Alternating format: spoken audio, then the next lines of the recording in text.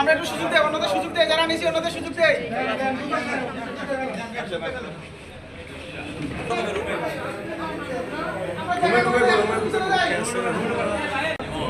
লালচারা করেন না।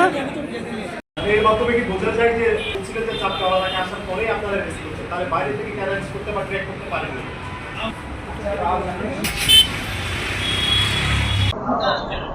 প্রিয় সাংবাদিক বৃন্দ, আসসালামু আলাইকুম।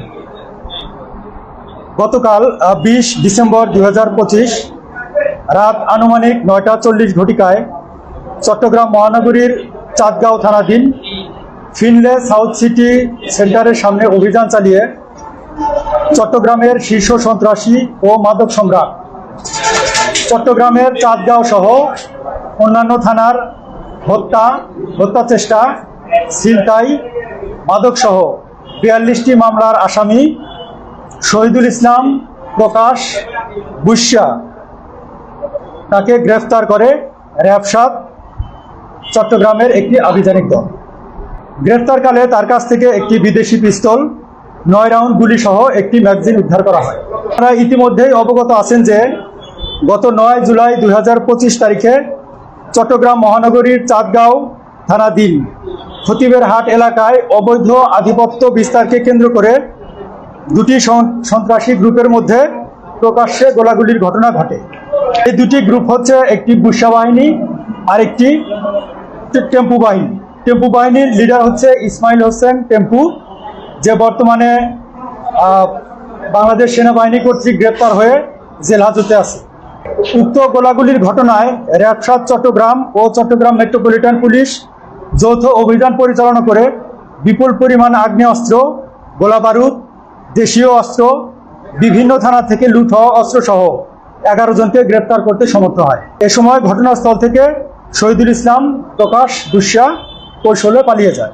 র্যাব 7 চট্টগ্রাম উক্ত গোলাগুলির ঘটনার রহস্য উদ্ঘাটন ও জড়িতদের আইনের আওতায় নিয়ে আসতে গোয়েন্দা নজরদারি ও ছায়া তদন্ত শুরু করে। নজরদারির এক পর্যায়ে র্যাবে বিদ্যমান তথ্য প্রযুক্তির মাধ্যমে আমরা জানতে পারি যে বুশা চাঁদগাঁওয়ে অবস্থিত ফিনলে সাউথ সিটি শপিং সেন্টারে মোটরসাইকেল যোগে আগমন করছে। তারই প্রেক্ষিতে র্যাব 7 এর একটি চৌকস আভিযানিক দল অভিযান পরিচালনা করে তাকে গ্রেফতার করতে সমর্থ হয়। গ্রেফতারকৃত আসামিকে প্রাথমিক জিজ্ঞাসাবাদ ও অন্যান্য তথ্য থেকে জানা যায় যে সে চট্টগ্রাম মহানগরীর চাঁদগাঁও এবং পাঁচলাইশ এলাকার অস্ত্র ও মাদক ব্যবসা এবং কিশোর গ্যাং দ্বারা আধিপত্য বিস্তার করে চাঁদাবাজি করে থাকে। এছাড়াও বদ্দারহাট কাঁচা বাজার এলাকায় দিগন্ত টাওয়ারে তার একটি টর্চার সেল ছিল বলেও জানা যায়। তার আধিপত্য বিস্তারকে কেন্দ্র করে তার যদি কেউ অবাধ্য হতো অথবা কেউ চাঁদা দিতে অস্বীকার করত, তাহলে তাকে উক্ত টর্চার সেলে গ্রেপ্তার করা হতো বলে জানা যায়। কিন্তু গত 21 জুলাই 2025 সালে যৌথ বাহিনীর একটি অভিযানের মাধ্যমে তার সেই টর্চার সেলটি ঘুরিয়ে দেওয়া হয়। গ্রেপ্তারকৃত আসামির পরবর্তী আইনানুগ ব্যবস্থা গ্রহণের জন্য প্রক্রিয়াধীন আছে। আমরা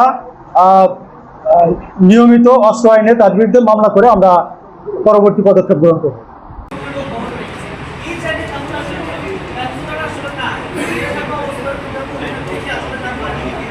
ধন্যবাদ আপনাকে।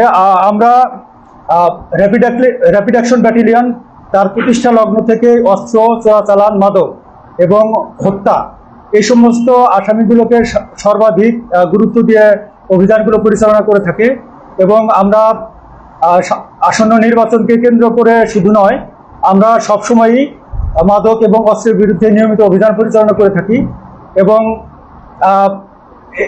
এই চলতি মাসেও আমরা বিভিন্ন অভিযান পরিচালনা করেছি এবং